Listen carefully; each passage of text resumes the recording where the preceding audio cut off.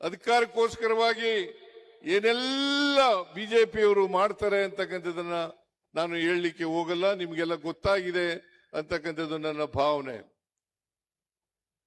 ನರೇಂದ್ರ ಮೋದಿಯವರು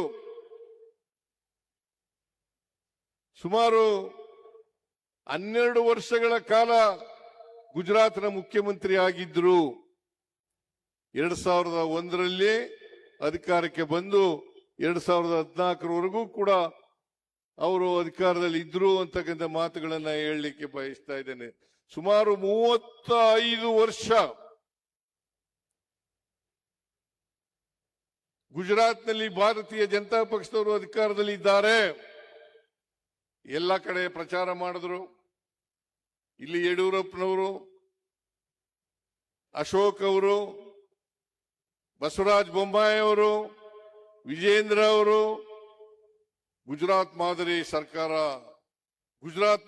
ಸರ್ಕಾರ ಅಂತೇಳಿ ಪ್ರಚಾರವನ್ನ ಮಾಡಿದ್ರು. ಗುಜರಾತ್ನಲ್ಲಿ ಇವತ್ತು ಏನಾಗ್ತಾ ಇದೆ ಅಂತಕ್ಕಂಥದನ್ನ ನೋಡ್ಲಿಕ್ಕೆ ಸಾಧ್ಯ ಆಗ್ತದೆ. 35 ವರ್ಷಗಳ ಕಾಲ ಅಧಿಕಾರದಲ್ಲಿದ್ರೂ ಕೂಡ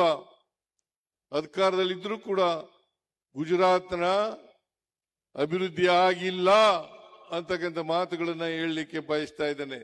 ಬಿಜೆಪಿಯವರಿಗೆ ನಾಚಿಕೆ ಆಗ್ಬೇಕು. ಇತ್ತೀಚೆಗೆ 2026 ಮೇ ಮೊದಲನೇ ವಾರದಲ್ಲಿ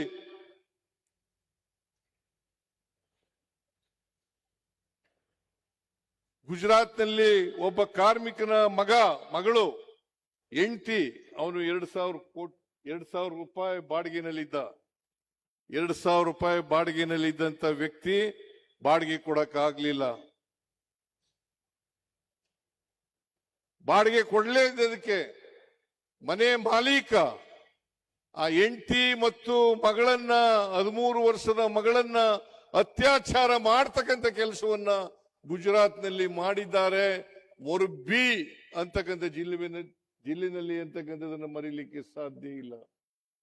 ಮೊರ್ಬಿ ಅಂತ ಗುಜರಾತ್ನಲ್ಲಿ ಒಂದು ಜಿಲ್ಲೆ ಇದೆ.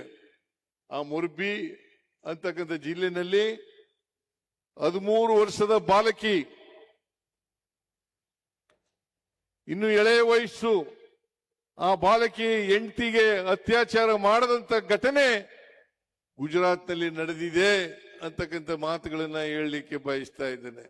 ಅದರಿಂದ ಇವತ್ತು ಗುಜರಾತ್ ಮಾದರಿ ಅಲ್ಲ, ಕರ್ನಾಟಕ ಸರ್ಕಾರ ನಾವೇನ್ ಮಾಡ್ತಾ ಇದ್ದೀವಿ ಇದು ಮಾದರಿಯಾದಂತ ಸರ್ಕಾರ ಅಂತಕ್ಕಂಥ ಮಾತುಗಳನ್ನ ತಮಗೆ ತಿಳಿಸಲಿಕ್ಕೆ ಬಯಸ್ತಾ ಇದ್ದೇನೆ.